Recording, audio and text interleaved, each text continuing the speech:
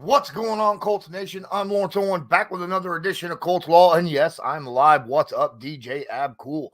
All right, now, a lot of talk has been going around. It's getting to that point in the year where you're starting to come around with, different award candidates, MVP, offensive player, rookie of the year. One of those is coach of the year, which I feel like the Indianapolis Colts actually have a shot at possibly reaching this goal with Shane Steichen. Now, is he a shoe-in? Absolutely not. He's actually on the outside looking in. There are other coaches, in my opinion, right now that deserve it more than him.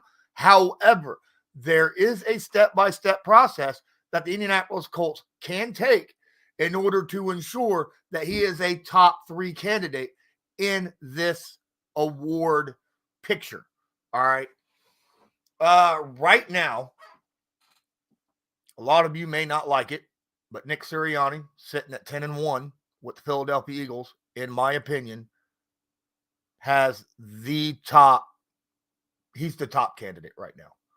I mean, the fact that he has been able to win 10 games, and a lot of those games have been really close. Games they shouldn't have won, still found a way to come away with wins.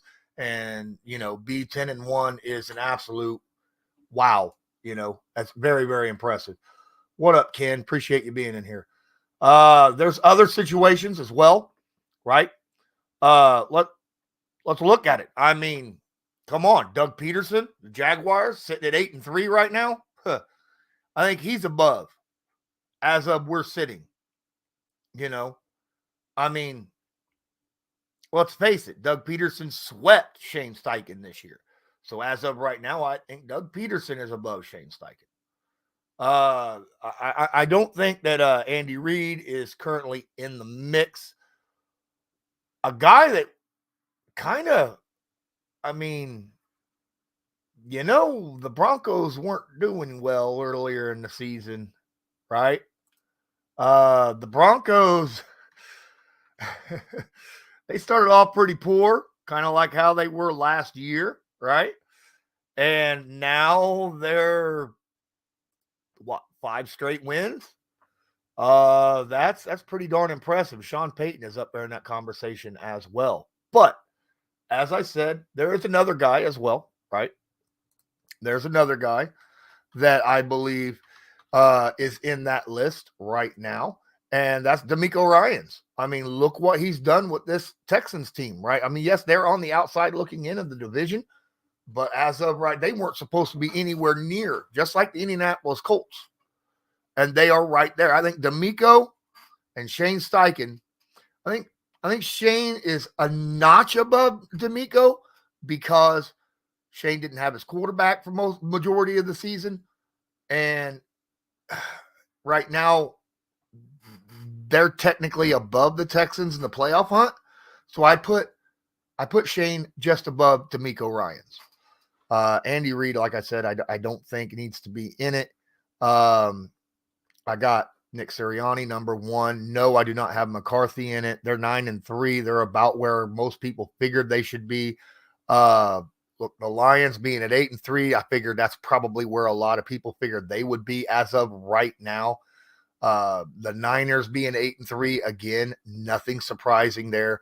And nobody from the NFC South should ever even attempt, unless like the Saints or Falcons win out, right? Because there's not a team in the NFC South that has a winning record.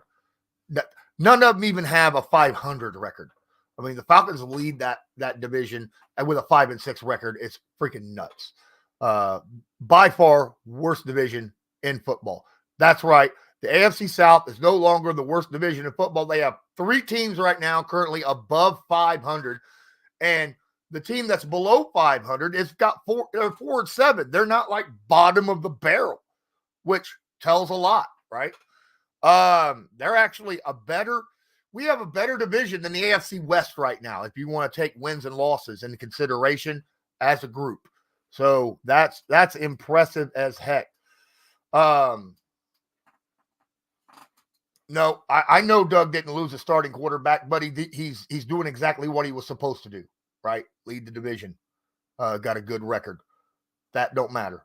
The fact that he is doing what is expected of him and doing more so because, quite frankly, like I said, Doug swept the Colts. If the Colts would at least won one of them, I think that would have put Shane Steichen above him. But again, we got to look at here. Right now, let me tell you what needs to happen. There are two games, legitimately, two games that the Indianapolis Colts, technically three, if I want to say, because there's another team out there that I feel like has a shot at getting it. And no, it's not, like I said, it's not the Baltimore Ravens. Honestly, I think Mike Tomlin sitting at 7-4, right? I feel like he should, because that offense has been garbage and they're still sitting at 7-4. That's some impressive head coaching job right there. But look, two games, incredibly important. Let me go look. First off, the Indianapolis Colts have to beat the Pittsburgh Steelers. All right. That is a definite must do for if Shane Steichen, if the Indianapolis Colts are going to get Shane Steichen, that which we all want him to get, you got to beat Pittsburgh. We've had a horrible record historically against Pittsburgh. Okay. And we're going to host Pittsburgh on December 16th.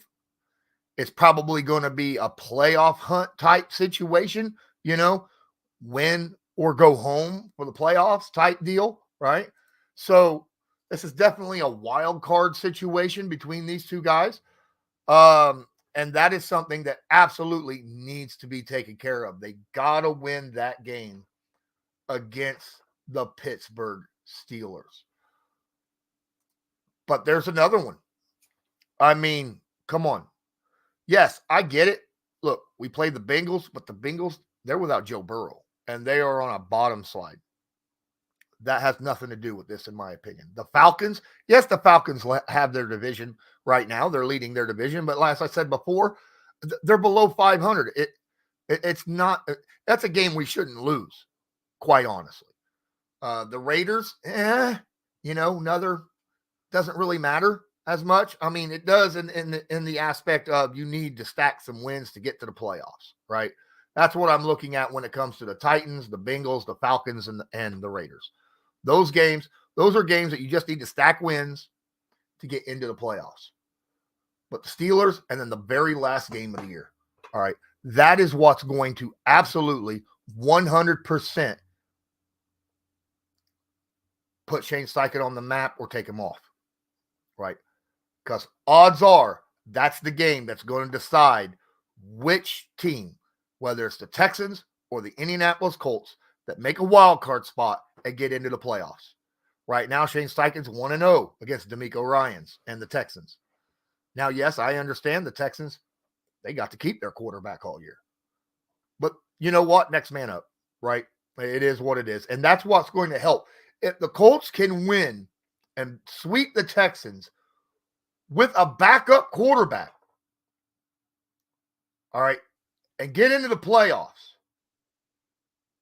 I think that will put a huge feather in his cap for Coach of the Year. Absolutely, 100%. Absolutely, 100%. I think the Colts, there's not a game here that I don't think the Colts can't win. I think we could beat the Steelers. I think we could beat the Texans. I think we could beat everybody. It's just the Steelers have historically been tough, and the Texans are kind of doing pretty good right now, right? So, but that in my mind are the two games they absolutely must do well in and win. Hands down. You lose to Pittsburgh, you're probably not making the playoffs, right? Because because let's face it, that division, 3 weeks ago, just 3 weeks ago, that entire division was in the playoffs, right? Literally. That entire division, the AFC North, Ravens, Steelers, Browns, Bengals, they were all in the playoffs just 3 weeks ago. So if we could walk out of that and being the only team that we lose to in that division is the Browns, and we lost that by one damn point in a game. What, the Colts scored more points against the Browns than any other team in the league, right? 38. That's some impressive numbers. That will also kind of be something that you can tack on, right? Wow. That's huge. But in all honesty, man, I really feel like we should actually I feel like the Colts have a chance. Now, are we going to win all of them? No. We'll probably lose 2 games of this. We're probably going to lose a game that we should lose, or we're probably going to lose a game that we should not lose, right? It is what it is. That's just, any given Sunday. It's how it works. But we're on a 3-game win streak, right? But that 3-game win streak don't mean a whole lot to a lot of people doing the voting, considering, the records of the teams that we've beaten. They're just looking at, well, you should have beat them, right? Yeah, pretty much, right? We had a better record than all 3 teams that we played against the past 3 weeks. So we should have won. And we did. What's going on, IO? Pretty up. If the Colts go to the playoffs, Steichen definitely deserves to be mentioned. If the Colts win at least one playoff game, he wins it. Maybe. If the Philadelphia Eagles don't lose another game the rest of the year, Nick Sirianni wins it, hands down. You can't walk out being 19-1, right? 20-1, and not win Coach of the Year. It is what it is. I don't think Philadelphia is going to end up winning out, but they have a team, and the way they've been playing, they could, because they win all their close games. But it is what it is. And again, the Colts don't just have to make the playoffs. They got to win against certain teams, right? You got to beat Pittsburgh because Mike Tomlin is in that conversation. You got to beat Houston, right? Because DeMeco Ryans is in that conversation of Coach of the Year. So you got to beat the other coaches head to head in order to surpass them in the Coach of the Year discussions. That's just how the ball rolls, right? What are the chances the Colts win out? That's an interesting question, DJ. That is an interesting question. Let me look at the schedule here. Chances of winning out. Look, I got the Colts handling the Titans by 2 scores this Sunday. Bengals, Colts should win that by a touchdown. I got, as of right now, just because of history and that Steelers defense getting pressure, I have the Colts losing to the Steelers at home. As it sits right now, just the Colts don't do well against them. Our offensive line has a history of not doing well against the Steelers pass rush, and it makes hell against our quarterbacks, and we end up throwing, turnovers and fumbling the football and stuff like that. You guys know what I'm talking about. So I don't think we win out. I think it's an incredibly low percentage, like 10% chance that we win out, because the Texans game on January 7th, that's another game that is going to be tough. The Falcons are playing well. I think it'll be a tight game as it sits right now, and it's going to be in Atlanta. So that's a game we should win, but we could lose because they're not a bad football team, right? They legitimately are not a bad football team. So the Raiders, we go back and forth with the Raiders a lot. I'd like them to win, but we'll see. He says, Will Levis faced solid pass rushes in the Steelers and the Bucks. He averages 52% completion percentage against those. Now he's going to face the Colts, places 6th in sacks. Now the Steelers, they're just They lead the league in sacks by a freaking mile, like 17 or something. I mean, it's ridiculous how many more sacks the Steelers have than any other team in the league.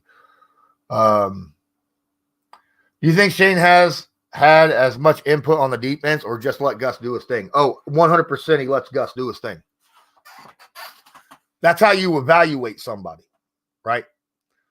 I absolutely believe that Shane lets Gus do his thing, because this is a situation, in my opinion, that Ballard, when he hired Shane, was like, maybe give Gus a chance. See how he does for you. He's already here. The players understand the system, blah, blah, blah. Let him sit, see how it works.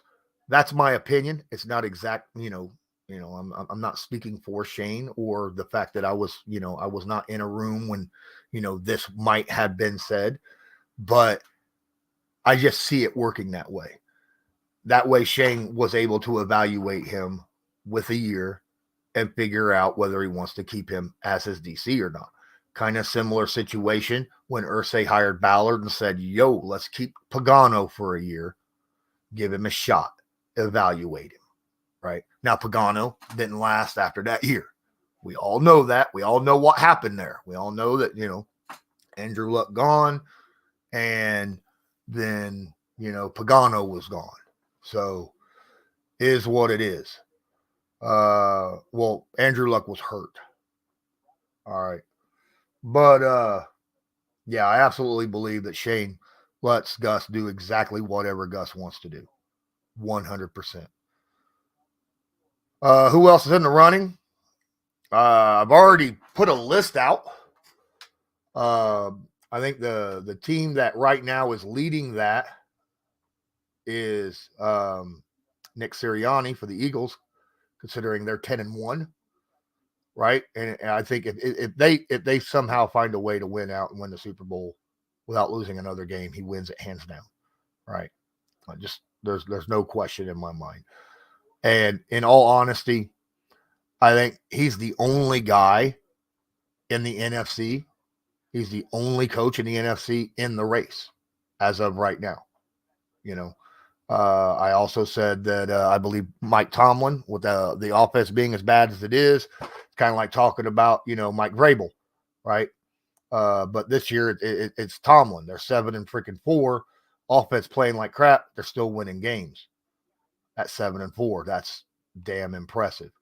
And then, I feel like 3 teams in the AFC South, Doug Peterson, Shane Steichen, D'Amico Ryans. I think all 3 of them are in the conversation.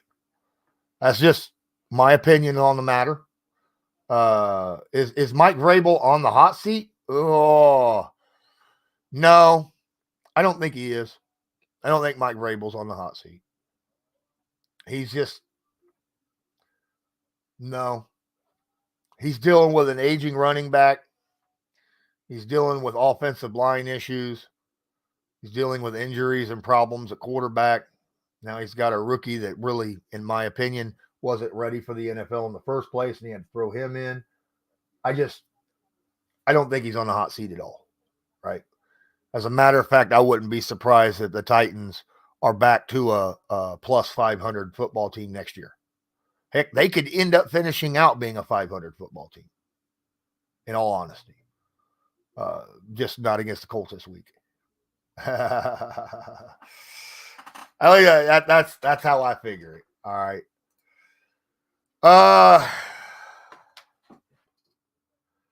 It's going to take 10 wins, Gary.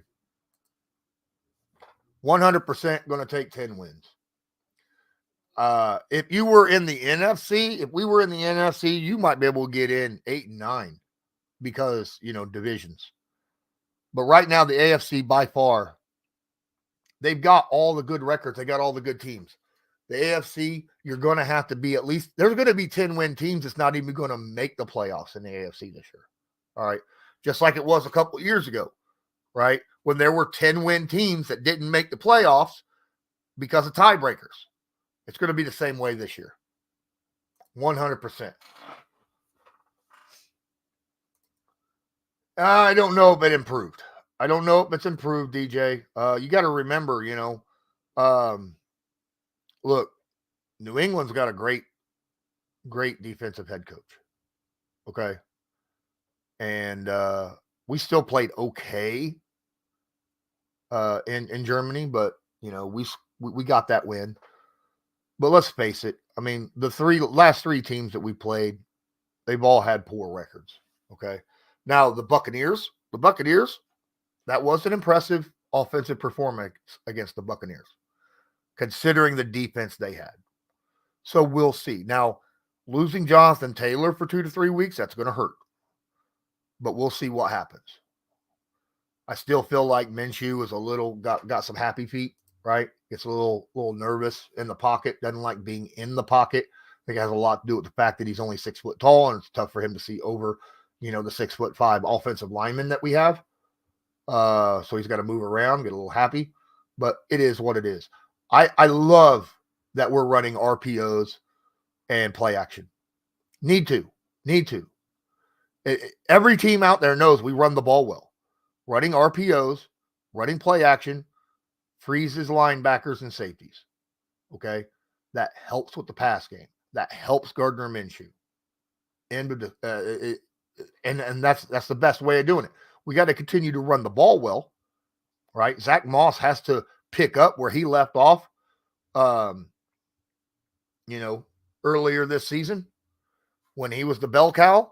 Well, he's got to pick up that right back up and continue doing what he was doing earlier in the season. That way, the RPO and the play action continue to be very, very solid. That's my opinion on the matter, though. Guys, if you have, I see 11 of you in here. Can you guys hit the like button? I'd appreciate it. All right. Helps with the analytics. You can share as well. Make sure you hit that notification bell. 13 of you in here now. That's awesome. So I put up a question on Twitter yesterday. Since I already discussed pretty much what I wanted to discuss when it comes to the head coaching thing. Actually, I put up a couple questions on Twitter over the last couple of days. One of my questions was, how much will Grover Stewart make on his extension this offseason? There was some people that says he shouldn't get it. He's too old and hasn't earned it. I kid you not. Let me know your opinion. Should Grover Stewart get an extension? All right. I get it that he's been suspended 6 weeks, but I mean, y'all seen the difference in the run game defensively, right? So my question was A, 10 to 13 million a year, B, 13 to 15 million a year, or C, 15 plus a year. Right now, he's making about 10 mil a year with the last contract he had 3 years ago. That was his extension 3 years ago. It was $10 million a year. 54.6% of people say 10 to 13 million. About 40% say 13 to 15. That's where I'm sitting at, about 13 to 15. 6% say 15 or more. Let me know what you think. Let me know what you think. Should he actually, get the extension, and by how much? All right. I think 13 to 15 is fair, considering how much he means to the run D, how much he means to the guys around him. And on top of that, he already got paid 10 mil. He definitely played that. Plus, he had, you got to remember that salary caps have went way up over the last 3 years. I mean, a chunk. All right. So saying 13, 14 million dollars a year for say 2 or 3 years isn't going to hit that hard. We're going to have about 80, 90 million dollars next year in extra salary cap. Now, granted, we got a bunch of people we got to re-sign, Michael Pittman Jr. and, him and, Kenny Moore. Do we bring Gardner Minshew back, right, as the backup again, right? But that's still plenty of money to sign them plus some extra free agents. So that's my opinion anyhow. Now, the question that I had, because I was curious because there's a lot of people on Twitter that are complaining that the Colts are winning, that we needed to lose. We shouldn't be going for the playoffs. And I said, well, what are you rooting for right now? With a poll, I said, A, playoff berth, right? 78.7% so far said playoff berth. 254 votes so far. I just dropped that 2 hours ago. Higher draft pick, 8.7%. Yes, people still pick. They would rather have a higher draft pick than hit the playoffs. Granted, it's not by a much. C, yes, I had a C option, winning a Jim Irsay trivia on Twitter. 12.6% selected that. All right. I always try to drop a third out of the box option in my polls. You know what I mean?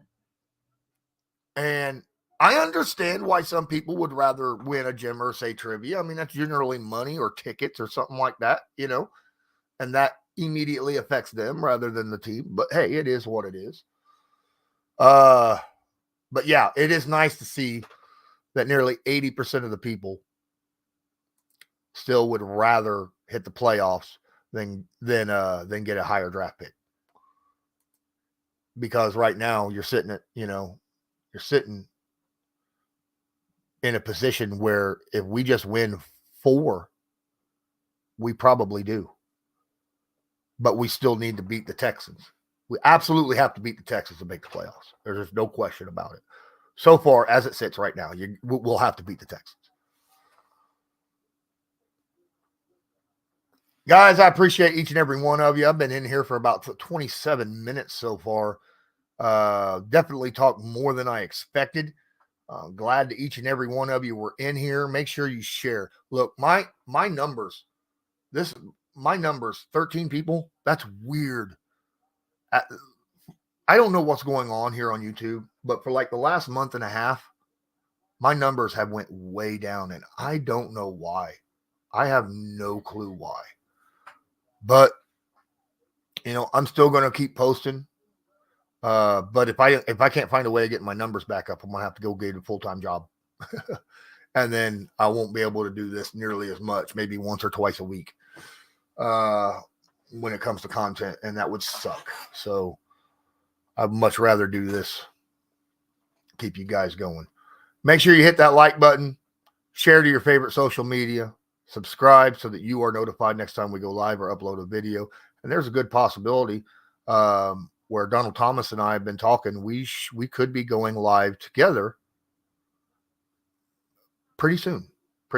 So I hope you guys are as excited about that as I am, because that'll be fun to be able to ask questions and stuff to a former NFL starting offensive lineman. And until next time, I think that's going to do it for me. I'm Lawrence Owen. This is Colts Law, and I want you to have a good one.